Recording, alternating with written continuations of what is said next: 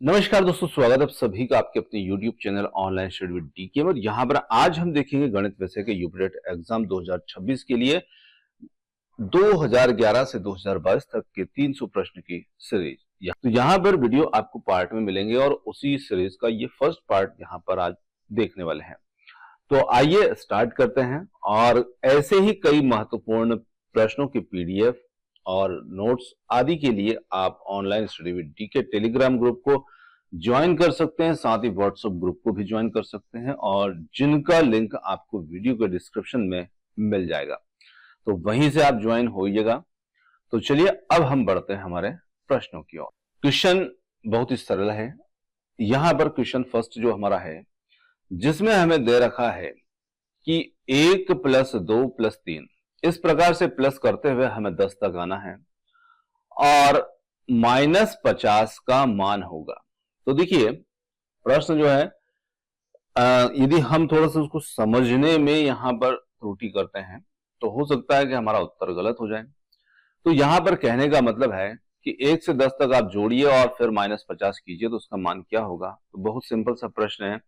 हम 1 से 10 तक या कहीं से कोई भी जो प्रथम संख्याएं हो सकती है कि भाई आपसे कहा कि आप 50 प्रथम संख्याओं को एक साथ जोड़िए या उनसे संबंधित कोई मान हमसे पूछ लिया जाता है। तो यहां पर देखिए आप एक छोटा सा सूत्र है उसे ध्यान रखिएगा। आप कहीं तक की संख्याएं जो हैं वो इसमें आप निकाल पाएंगे। तो जैसे कि प्रथम n जो धन पूर्णांक हमारी संख्याएं होती है, तो प्रथम n धन पूर्णांक संख्याओं का योग। अब इन संख्याओं का जो योग होता है इनका एक छोटा सा सूत्र होता है। उस सूत्र को आप ध्यान रखिए। वो सूत्र होता है n + 1/2। ये हमारा सूत्र होगा। अब देखिए यहां पर प्रथम n, जैसे यहां पर n की जगह पर प्रथम 10 धन पूर्णांक संख्या है, तो यहां पर हम 10 रख देंगे n की जगह पर मान। प्रश्न हमसे कह रहा है कि प्रथम 50 धन पूर्णांक संख्याओं के योग में से आप 50 को माइनस कीजिए, तो वो भी कर सकते हैं एक छोटे से सूत्र की मदद से। तो जब भी ऐसे प्रश्न आते हैं, यहां तक तो 10 तक ही संख्याएं दे रखी हैं।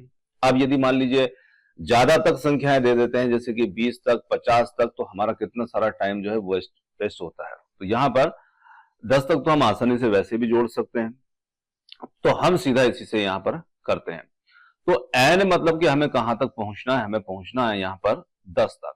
तो यहां पर सूत्र में मान में यहां रख रहा हूं 10 और 10 + 1, साथ ही साथ नीचे रखेंगे यहां पर 2, तो 10 और 1 हो जाता है 11। तो 10 × 11/2, 2 से हम इसको काट देते हैं, यहां पर 5 बार, 11 × 5 = 55। तो 55 यहां तक इनका योग बना है। 1 से लेकर के 10 तक इन संख्याओं का यहां पर योग बना। अब 55 से हम क्या करेंगे, यहां पर -50 को कर देंगे। तो 50 को जब माइनस करेंगे तो हमारा उत्तर ऑप्शन बी यहां पर निकल करके आ जाएगा। तो जब भी ऐसे प्रश्न आते हैं, आप इस प्रकार से इन सूत्रों के प्रयोग से ऐसे प्रश्नों को हल कर सकते हैं। चलिए अगला क्वेश्चन लेते हैं और अगला क्वेश्चन जो है वो भी बहुत मजेदार प्रश्न है। क्वेश्चन को देखिए। क्वेश्चन ने कहा है यदि प्रेक्षण x, x + 3, x + 5, x + 7 और x + 10 हो, तो इनका माध्य जो है वो 9 हो, तब अंतिम 3 प्रेक्षणों का माध्य क्या होगा। अब देखिए प्रश्न यहां पर हमसे सिर्फ एक बात नहीं पूछ रहा है, एक बात के साथ साथ वो 2 बातें यहां पर पूछ रहा है। जैसे उसने यहां तो हमें कुछ प्रेक्षण दिए, हम प्रेक्षण की बात करें, जैसे कि 1 है प्रेक्षण, दूसरा प्रेक्षण है, तीसरा, चौथा और 5, तो कुल मिलाकर के 5 प्रेक्षण हैं और 5 प्रेक्षण का जो माध्य है वो हमारे को यहां पर दिया है 9। तो देखिए 5 प्रेक्षणों का माध्य 9 है। तो सबसे पहले यहां पर हम माध्य का जो सूत्र लगाते हैं, वहां पर माध्य किस प्रकार से निकालते हैं वो देखते हैं। अब आगे प्रश्न में क्या कहा, तब अंतिम 3 प्रेक्षण का माध्य, मतलब फिर वापस से हमें लास्ट के जो 3 प्रेक्षण होंगे उनका माध्य भी इसमें निकाल करके बताना होगा। तो एक माध्य तो यहां पर दे रखा है, इस माध्य से हमें हिंट मिलेगी और इससे चल करके हम पहुंचेंगे यहां पर प्रश्न में। तो कैसे पहुंचेंगे, उसके लिए हमें जो दे रखा है उसी की सहायता हमें लेना है। तो यहां पर देखिए माध्य जो हम निकालते हैं, तो हम माध्य किस प्रकार से निकालते हैं कि जितने प्रेक्षण होते हैं प्रेक्षणों का योग बटा प्रेक्षण की संख्या। तो यहां पर हमारा पहला प्रेक्षण यहां पर x है और दूसरा प्रेक्षण x+3 है, तीसरा प्रेक्षण यहां पर x+5 है, चौथा प्रेक्षण यहां पर x+7 है और पांचवा यहां पर x+10 है। नीचे यहां पर हम लिखते हैं 5 और बराबर पर हम रख देते हैं 9 को, क्योंकि इन 5 प्रेक्षणों का जो माध्य है वो हमें दे रखा है। तो माध्य के सूत्र के हिसाब से यहां पर हमने इसको रख दिया। अब यहां पर जितने हमारे x बन जाते हैं, तो ये कितने x बनेंगे, तो ये बन जाते हैं 5x। और जो संख्याएं हैं संख्याओं को संख्या में जोड़ लीजिए, जैसे कि 5, 3, 8, 7, 15, 15 और 10 हो जाते हैं यहां पर 25। तो 5x + 25 बटे में यहां पर हमारा 5 रहेगा, इधर हमारा 9 रहेगा, 9 का हम 5 में तिर्यक गुणा करेंगे तो 5x + 25 बराबर हमारे पास में हो जाएगा 45 यानी कि 45। अब यहां पर हम पहले क्या कर रहे हैं कि हम x की वैल्यू निकाल रहे हैं। x की वैल्यू का यूज हम कहां पर करेंगे, तो 45 से हम यहां पर 25 को माइनस कर देंगे, ठीक है ना। तो यहां पर 5x बराबर हमारे सामने जो संख्या होगी वो बचेगी 20। x बराबर 20 बटे 5। तो यहां पर x का मान हमें मिलेगा 4। अब हमने x का मान क्यों निकाला है, तो उसका रीजन देखिए। हमारे पास पहला प्रेक्षण था x, तो x का मान हमने निकाला 4। दूसरा प्रेक्षण क्या बनेगा, तो दूसरा प्रेक्षण यहां पर x+3 है, तो जब x की जगह 4 रखेंगे, 4 और 3 कितने हो जाएंगे 7। तो दूसरा प्रेक्षण हमें बनेगा 7। तीसरा प्रेक्षण क्या होगा, x+5 है, तो 4 और 5 यहां पर बनेंगे 9। अगला चौथा यहां पर होगा x+7 जो बनेगा 4 और 7 11 और लास्ट का बनेगा यहां पर 14। तो देखिए इस प्रकार हमारे 5 प्रेक्षण जो होंगे वो निकल करके आएंगे। अब हमने 5 प्रेक्षणों को क्यों निकाला, क्योंकि प्रश्न ने हमसे कहा है अंतिम 3 प्रेक्षणों का माध्य। तो अब अंतिम 3 प्रेक्षण हमारे पास ये बचते हैं और इन तीनों का माध्य निकालने के लिए फिर हमें इन तीनों को आपस में जोड़ना पड़ेगा। तो यहां पर 11, 14 ये हो जाते हैं हमारे 25, 25 और यहां पर 25 में जब हम 9 को जोड़ते हैं तो 25 और 9 यहां पर हो जाएंगे हमारे लिए 34। और नीचे हम करेंगे 3, क्योंकि लास्ट के 3 फ्रैक्शन की बात हो रही है। तो यहां पर हमारा जो उत्तर होगा वो होगा 34/3। अब 34/3 को जब हम भाग लगाएंगे तो ये निकल करके आएगा 11 सही 1/3। तो यहां पर हमारा सही उत्तर जो निकल करके आएगा प्रश्न के लिए वो रहेगा ऑप्शन नंबर सी, जो कि होगा 11 सही 1/3। आगे देखते हैं अगला प्रश्न, और अगला प्रश्न यहां पर आता है, कार्तीय तल में बिंदु -2 और -3 किस पाद में स्थित होते हैं।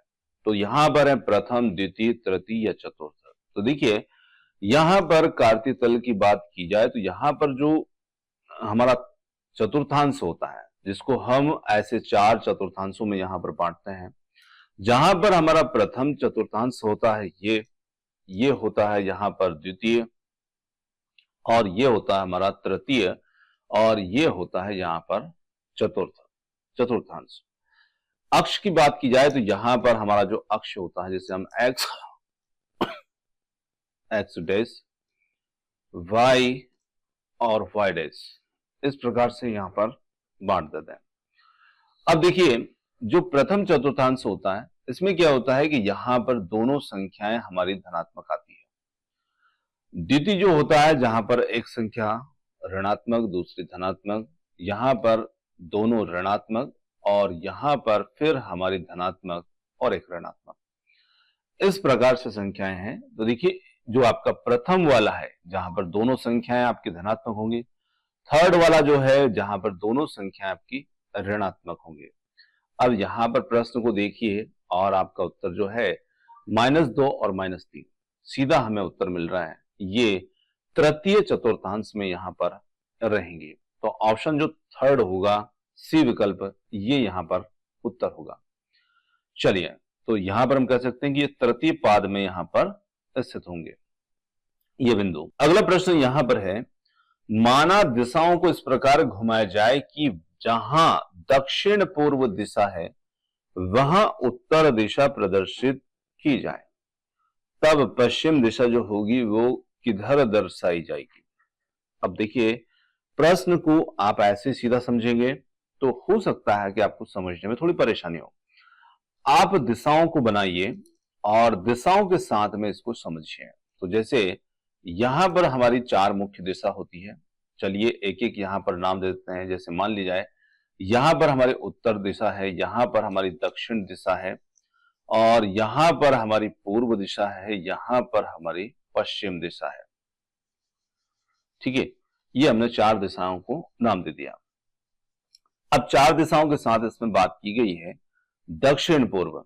अब दक्षिण पूर्व कहां होगा, तो जो हमारी दक्षिण और पूर्व दिशा है, इन दोनों के बीच की जो दिशा होती है वो हमारी होती है दक्षिण पूर्व। तो यहां पर हमारे लिए दक्षिण पूर्व दिशा यहां पर हो गई। अब प्रश्न ने क्या कहा, इस प्रकार घुमाया जाए जहां पर दक्षिण पूर्व दिशा है वहां पर उत्तर दिशा प्रदर्शित की जाए। मतलब दिशा तो यहां पर है, पर उत्तर दिशा को हमें इस प्रकार से घुमा करके लाना है कि उसे यहां शिफ्ट करना है। कहां पर, इस जगह पर। तो उस स्थिति में आपकी जो पश्चिम दिशा होगी वो किधर जाएगी। तो देखिए, जितने डिग्री यहां से हम उत्तर दिशा को दक्षिण पूर्व तक घुमा कर लाएंगे तो पश्चिम दिशा उतने ही डिग्री यहां से इधर घूम जाएगी, है ना, निश्चित रूप से उधर घूम जाएगी। तो यहां पर हम इन्हें घुमाएंगे। तो देखिए, यहां पर यदि कोण की बात की जाए तो जो पहले तो हम कोण के ऊपर बात करेंगे कि जो कोण होते हैं वो आखिर इनमें कैसे होते हैं। तो देखिए, यहां पर सीधा सीधा आपकी जो 90-90 डिग्री के कोण होते हैं चारों दिशाओं के बीच में, और जब 90 को हम विभाजित करते हैं तो 45 डिग्री इधर है, 45 डिग्री इधर है, वैसा ही यहां पर हो जाता है, 45 इधर, 45 इधर। अब यहां से आप जितने कोण, जितने डिग्री आप इसको घुमाएंगे, किसको, उत्तर दिशा को, उत्तर दिशा के लिए अब कोण कितने डिग्री घूमेगा, तो यहां से जोड़िए आप, यहां से कोण को मापिए, उतने डिग्री आपको घुमाना है, क्योंकि दक्षिण पूर्व यहां है। तो यहां से हम चले तो 45, 45, 45, 3 हमारे पास 45 है, तो यहां पर ये टोटल कोण हो जाते हैं 135 डिग्री। तो कहने का मतलब है उत्तर दिशा को आप इस दिशा में 135 डिग्री घुमाएंगे। तो 135 डिग्री जब घुमाएंगे तो उत्तर दिशा तो यहां पर आ जाएगी, पर पश्चिम दिशा कहां जाएगी, तो पश्चिम दिशा जो होगी वो भी 135 घूमेगी। अब उसके लिए 135 कहां होगा, तो 90 तो ये हो गया, है ना, 90 तो ये हो गया, और 45 इधर का हो जाएगा। तो पश्चिम दिशा हमारी घूम करके कहां आ जाएगी, तो वो आ जाएगी उत्तर और पूर्व के बीच में, इस जगह पर। तो यहां पर पश्चिम दिशा जो होगी वो कहां पर आएगी, तो वो आ जाएगी उत्तर और पूर्व के बीच में। और उत्तर और पूर्व के बीच में जो दिशा यहां पर रहेगी वहां पर हमारे लिए पश्चिम दिशा घूमेगी, मतलब यहां तक आएगी घूम करके। तो यहां पर उत्तर है, यहां पर पूर्व है, और उत्तर पूर्व में पश्चिम दिशा जो होगी वो जाएगी। तो यहां पर सी विकल्प जो होगा वो प्रश्न के लिए उत्तर होगा। चलिए आगे लेते हैं अगला प्रश्न। अगला प्रश्न आता है, यदि एक वृत्त की परिधि 4 पाई से 8 पाई बढ़ाई जाती है, मतलब डबल की जाती है, तो उसका क्षेत्रफल क्या होगा। अब देखिए, परिधि बढ़ाने से क्षेत्रफल में किस प्रकार से अंतर आता है। तो यहां पर हमारे पास में 2 तरीके के वृत्त होंगे। पहला, जिसमें परिधि होगी यहां पर 4 पाई।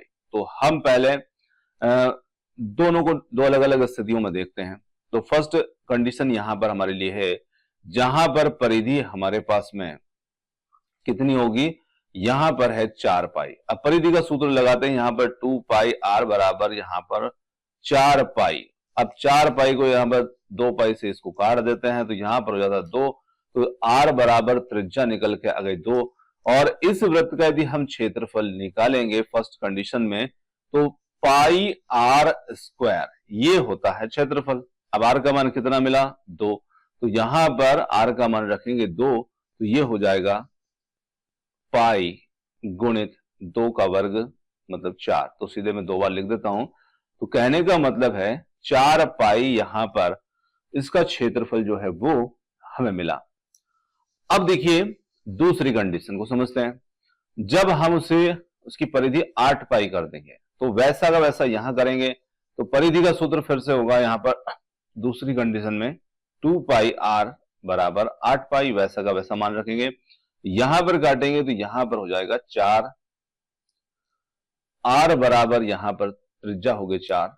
और दूसरी स्थिति में यहां पर यदि हम क्षेत्रफल निकालेंगे तो क्षेत्रफल का जो हमारा सूत्र होता है वो होता है पाई r स्क्वायर, जहां पर पाई और r का मान होगा 4, 4 और 4 यहां पर 4 गुणित 4 16, तो यहां पर 16 पाई।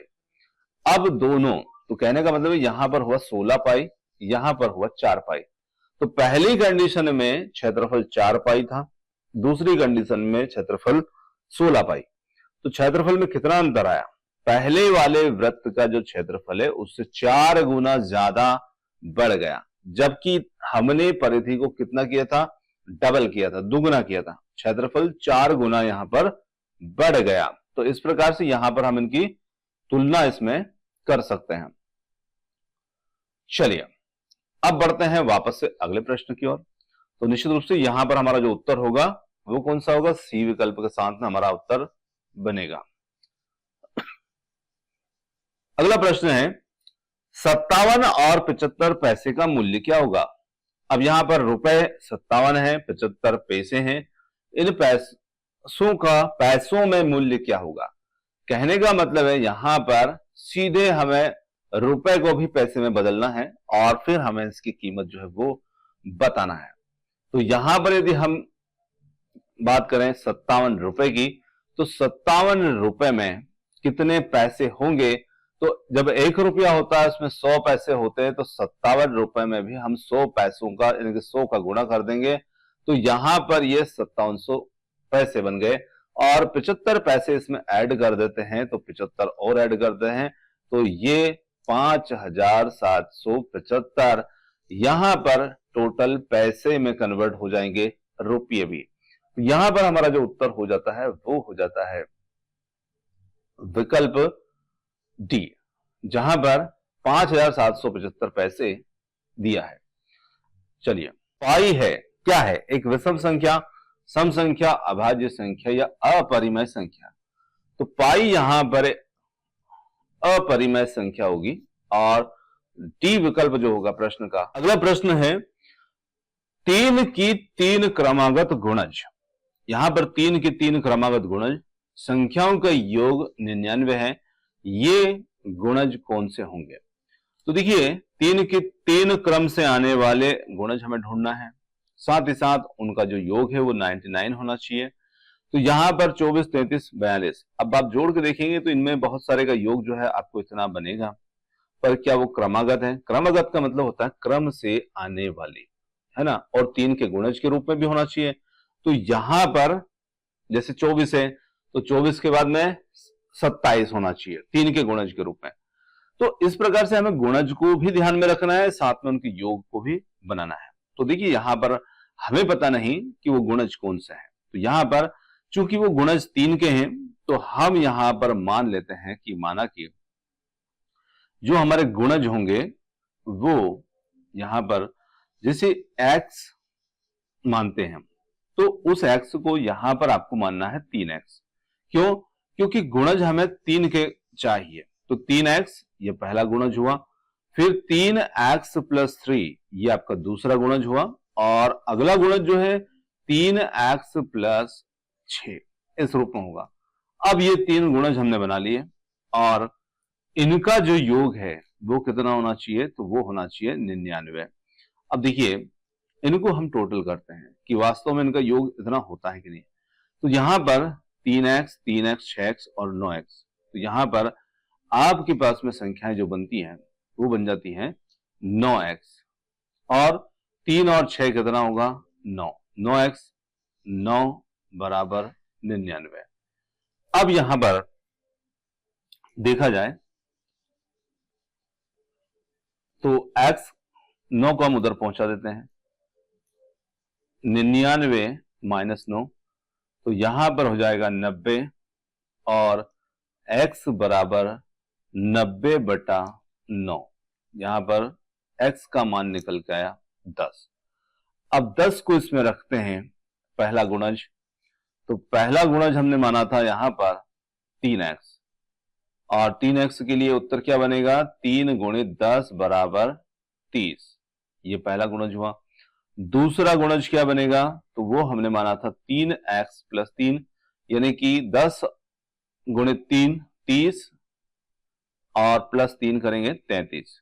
तीसरा गुणज यहां पर क्या बनेगा, तो तीसरे में यहां पर हमने 3x मतलब कि 10 गुणित 3 30 और 6 36, तीसरा यहां पर बना 36। अब 33 36 और 30 टोटल करके देखिए, ये तीन गुणज हमें मिले 30 33 और 36, क्या इनका योग हमारे शर्त को पूरा करता है, 3 और 6 9 बिल्कुल करता है।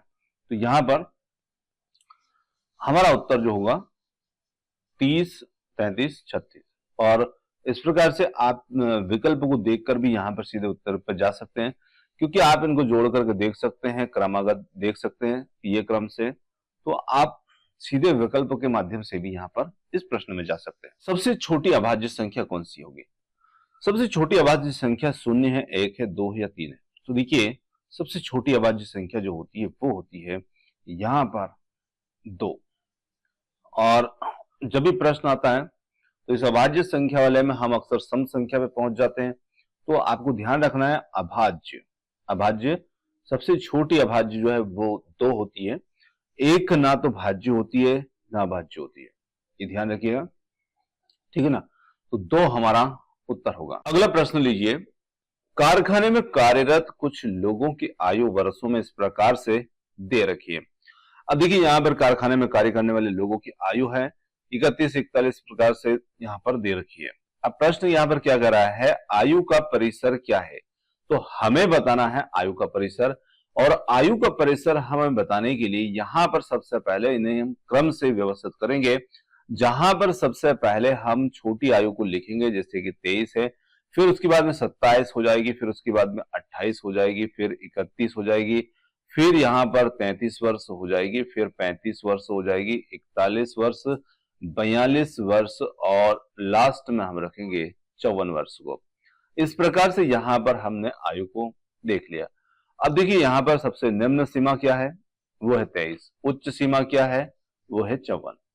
परिसर निकाला जाता है तो उच्च सीमा से निम्न सीमा को इसमें माइनस किया जाता है, और यहां पर परिसर में उच्च सीमा माइनस निम्न सीमा, तो यहां पर 54 से हम 23 को घटा देंगे, तो यहां पर 31 वर्ष जो होंगे वो उत्तर बन जाएगा पहला विकल्प। आगे देखिए अगला प्रश्न आता है, यदि 4/8/2017 को शुक्रवार है तब 61 दिनों के बाद कौन सा दिन होगा?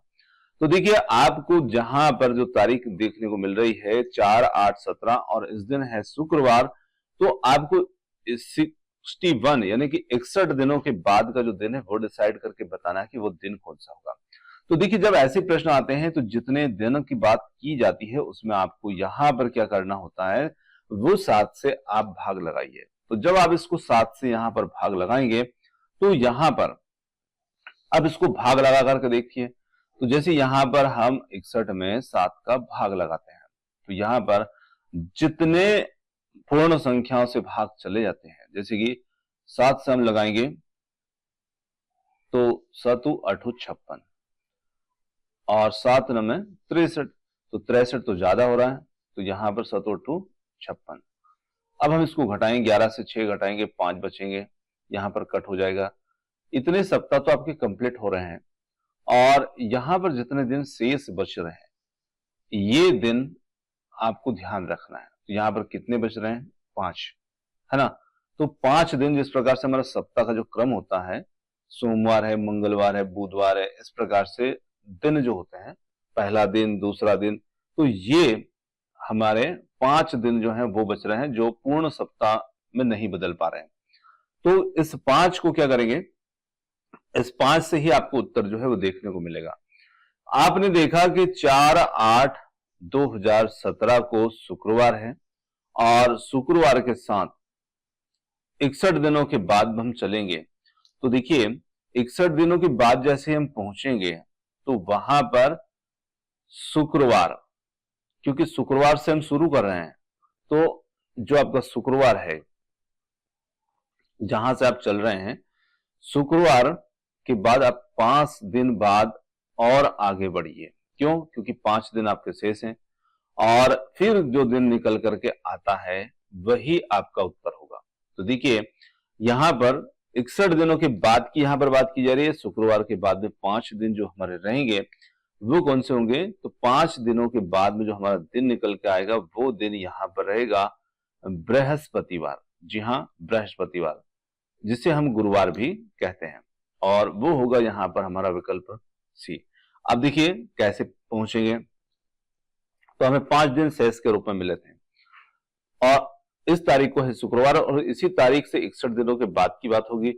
अब देखिए जब 8 सप्ताह इसमें पूरे हो रहे हैं ना, तो उस पूरे सप्ताह में वापस यही दिन जो है आ जाएगा और प्लस 5 दिन जो हमारे शेष बच रहे हैं वो इसमें आगे से चलेंगे।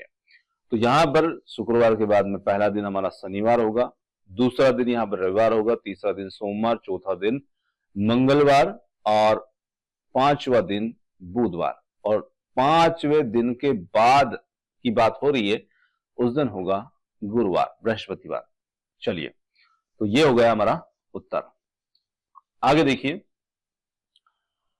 अगला प्रश्न यहां पर है, 40 व्यक्ति 30 दिन में 200 केजी चावल खाते हैं, कितने दिनों में 30 व्यक्ति 500 केजी चावल जो है वो खा जाएंगे? अब देखिए ऐसे प्रश्न जो हैं इनको आप इस प्रकार से कर सकते हैं, जैसे कि M1, D1 और W1, ये व्यक्ति, ये दिन, ये उनका काम। तो यहां पर 40 व्यक्ति 30 दिन काम कर रहे हैं 200 किलो चावल खाने का, पहली कंडीशन।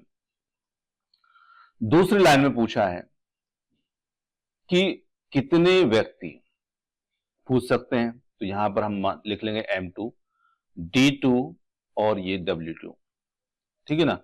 तो यहां पर कितने व्यक्ति कितने दिन में क्या काम कर पाएंगे, कितना काम कर पाएंगे, ये हो सकता है। अब कोई भी मान आपको यहां पर दिए जा सकते हैं, उन मान को आप रख करके इससे हल कर सकते हैं। अब देखिए जिसका मान नहीं मिलेगा वो हम यहां पर छोड़ देंगे, मतलब उसको हम निकालेंगे। तो यहां पर हमें मिल रहे हैं 40 व्यक्ति, पहले सूत्र में 40 व्यक्ति 30 दिन, और इनका काम यहां पर है 200 किलो का चावल खाने का। उसी प्रकार से यहां पर व्यक्ति हमसे पूछे जा रहे हैं कि भाई कितने दिनों में, सॉरी दिन पूछे जा रहे हैं, कितने दिनों में 30 व्यक्ति। तो यहां पर व्यक्तियों की संख्या है 30 और दिन हमसे पूछे जा रहे हैं, D2 का मान हमें निकालना है, और ये काम करेंगे 500 किलो चावल खाने का।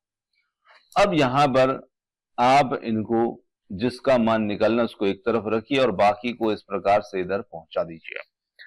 तो यहां पर जैसे हम इनको पहुंचाते हैं तो 40 गुणित 30 गुणित यहां पर आ जाएगा 500 और नीचे हो जाएगा 200 गुणित 30 और बराबर आपका रहेगा D2। D2 वो दिनों की संख्या रहेगी।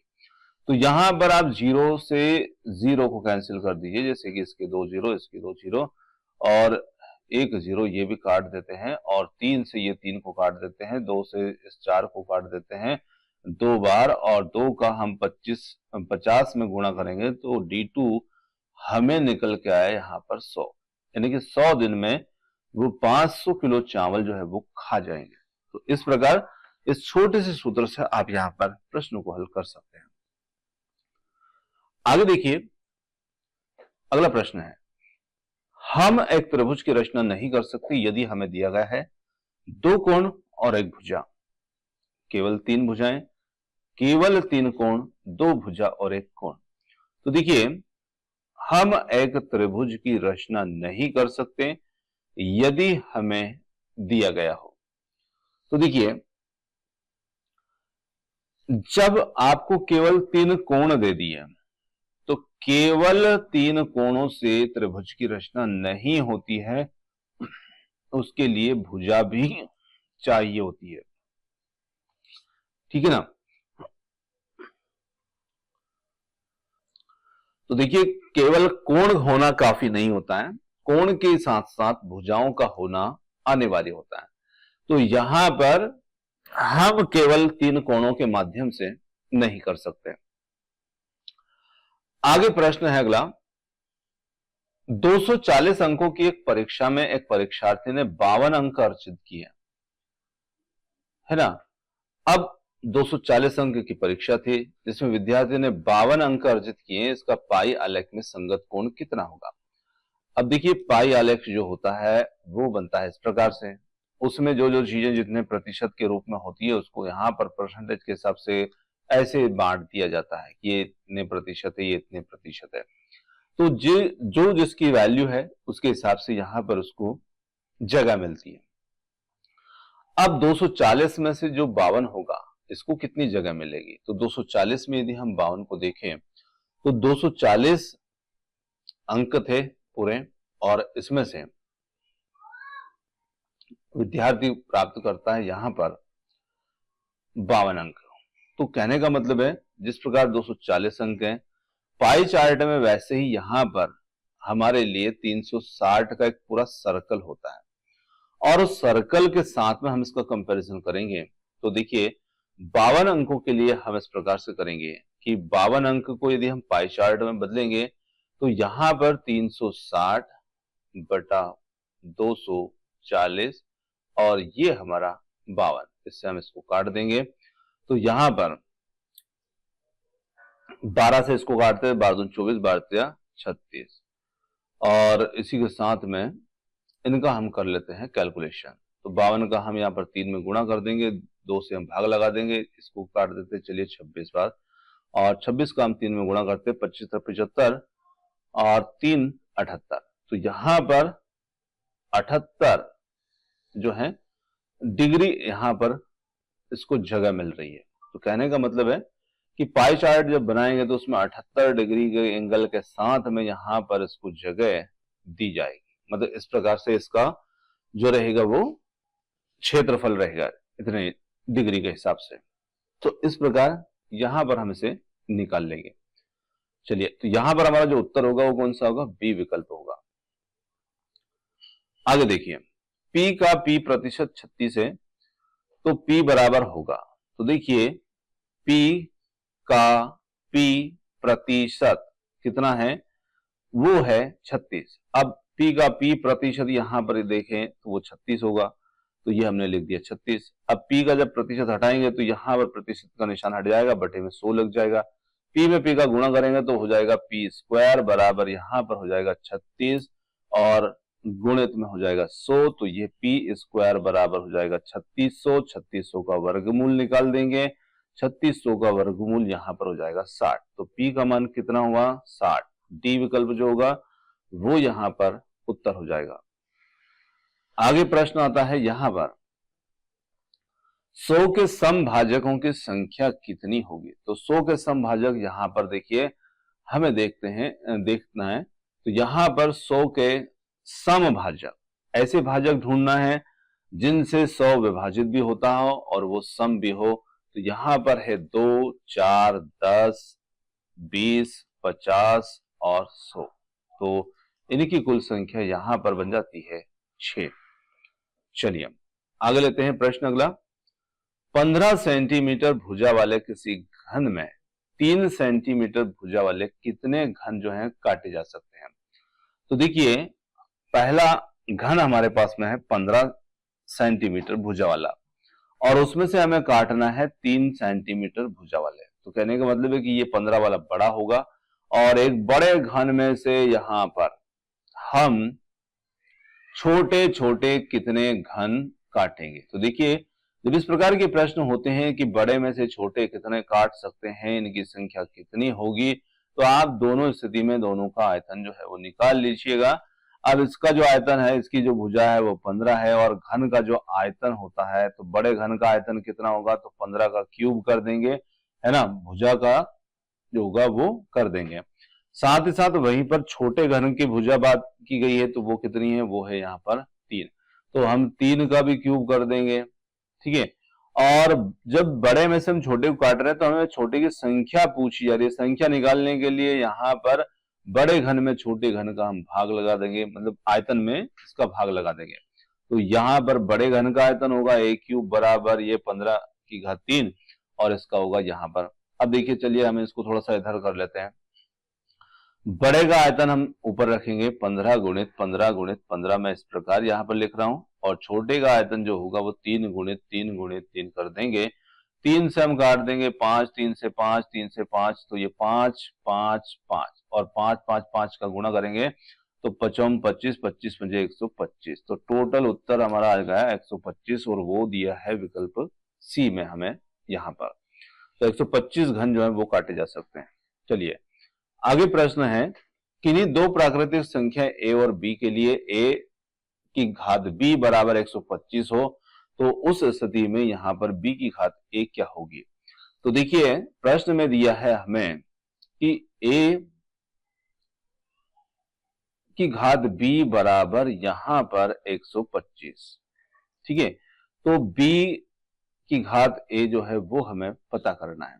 तो यहां पर हम किस प्रकार से इस प्रश्न को हल करेंगे, तो देखिए हम a और उसकी घात के रूप में b है बराबर 125 है, तो यहां पर हम इसे आगे बढ़ाने के लिए 25 को हम लिख सकते हैं 5 की घात 3, और a की घात यहां पर b के रूप में। अब देखिए घात घात से तुलना कर देंगे, और a की तुलना यहां पर 5 से कर देंगे, तो यहां पर देखा जाए तो a बराबर बन रहा है 5, और b के बराबर बन रहा है उसकी घात 5 की घात 3।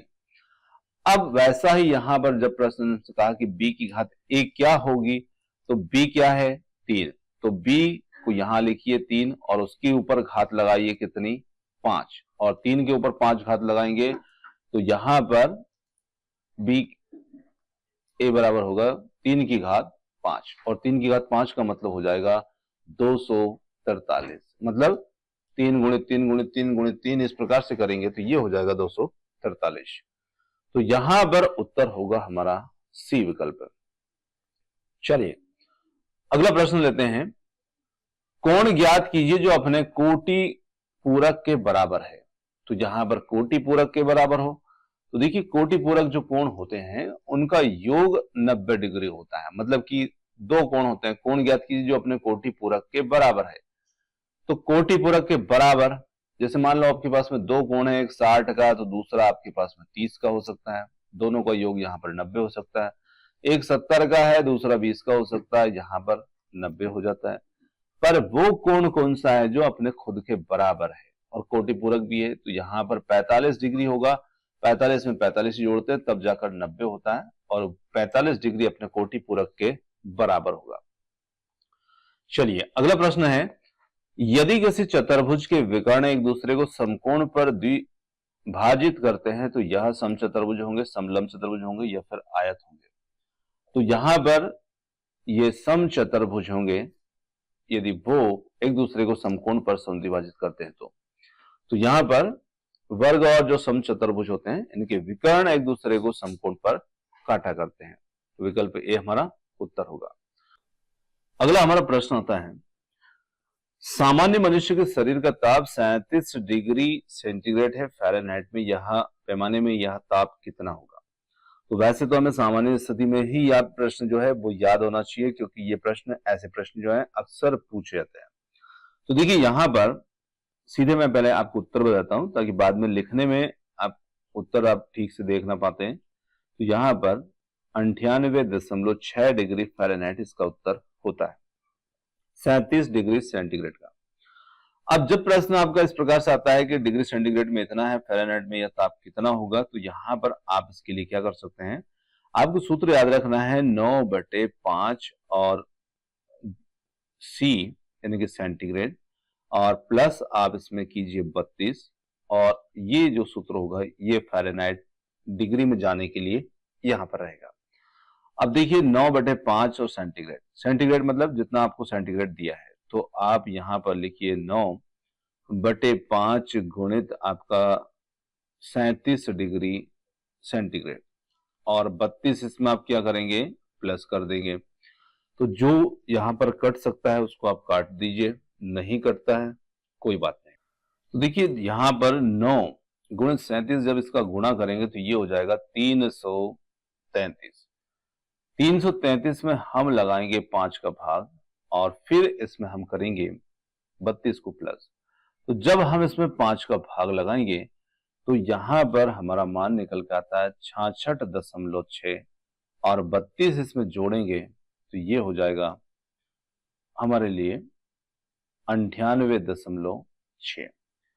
अब देखिए इसमें जब हम प्लस करते हैं 32 को तो यहां पर 98.6 निकल के आता है, जो होगा ऑप्शन बी में। तो दोस्तों ये थे कुछ गणित के प्रश्न। आप देखिए गणित के प्रश्न, कम प्रश्न लेने पर भी बहुत ज्यादा समय में लग जाता है, क्योंकि भाई प्रश्न है, समझने में थोड़ा सा समय लगता ही है।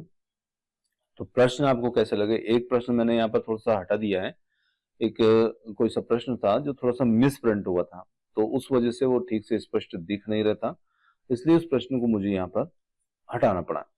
तो वीडियो आपको कैसा लगा, प्रश्न आपको कैसे लगे, कमेंट्स करके अपने राय, अपने विचार जरूर दीजिएगा। और वीडियो यदि आपको पसंद आता है तो हम वीडियो को आगे कंटिन्यू करेंगे।